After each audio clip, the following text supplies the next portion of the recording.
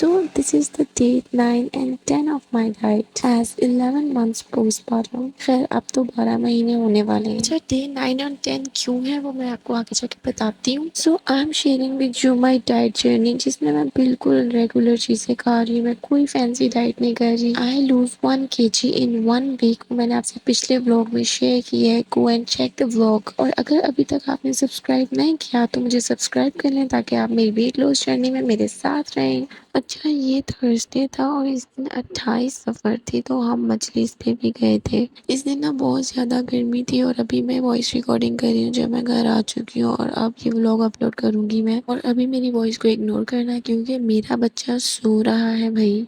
I can't take a risk, समझा करो। अच्छा मैं आपको अपने डे की रूटीन भी बताऊंगी और साथ साथ ये भी बताऊंगी कि मैंने कब कब क्या खाया था। वैसे तो मैंने इतना कुछ खाया ही नहीं था इस दिन। मैंने बस ब्रेकफास्ट किया था, आपने जो देखा है वो, और उसके बाद मैं मजलिस पे चली गई थी। वहाँ इतनी गर्मी थी कि पूरी मजलिस सुने बगैर ही वापस आना पड़ा क्योंकि बच्चे बहुत तंग कर रहे थे।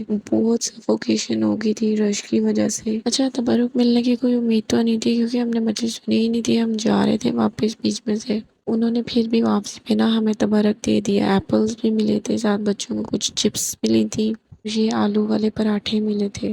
मैंने तो सोचा नहीं था कि मैं ये आलू वाला पराठा खाऊंगी, लेकिन जब मैंने इसकी एक बाइट ली तो मैं बाइट लेती गई और मैंने ये पूरा आलू वाला पराठा खा लिया। ये पराठा मैंने 1 बजे खाया था। उसके बाद ना इब्राहिम ने तंग करना शुरू कर दिया। वो सोने की कोशिश कर रहा था तो मैंने उसको सुला दिया। उसके साथ मैं खुद भी सो गई और जब मैं उठी 7 o'clock तब मैंने ये एक राइस की प्लेट खाई। बाद में फिर छोटी मोटी क्रेविंग्स हो रही थी तो ये एक एप्पल खा लिया और फिर रात को सो गई। रात में मैंने कुछ नहीं खाया। अच्छा फिर उसका जो नेक्स्ट डे था ना, मैंने सिर्फ ये रिकॉर्डिंग की थी ब्रेकफास्ट की क्योंकि उसके बाद मैं रिकॉर्डिंग नहीं कर सकी क्योंकि गर्मी शदीद थी एक तो, दूसरा बहुत बिजी डे था और अली कहते हैं कि मैं लेने के लिए आ रहा हूँ दोपहर में ही। फिर मैं दोपहर में ही उनके साथ ना वापस आने लगी थी लेकिन वो थोड़ा सा लेट हो गई तो शाम हो गई तो मैंने ना वहाँ अम्मी के घर नान पकौड़ा मंगवा के खा लिया जिसकी रिकॉर्डिंग मैंने नहीं की। I am recording this thing ताकि मेरे पास रिकॉर्ड रहे कि मैंने किस तरीके से वेट लॉस किया था क्योंकि यहाँ कोई फैंसी डाइट नहीं चल रही। फिर मैं थर्सडे को घर आ गई थी और मैं शाम को ना 7 बजे तक घर आई थी। डिनर का प्लान था लेकिन मैं सो गई और फिर सुबह उठी, इसलिए एक डे मेरा तो ऐसे ही मिस हो गया। Now thanks for watching and wait for my next video.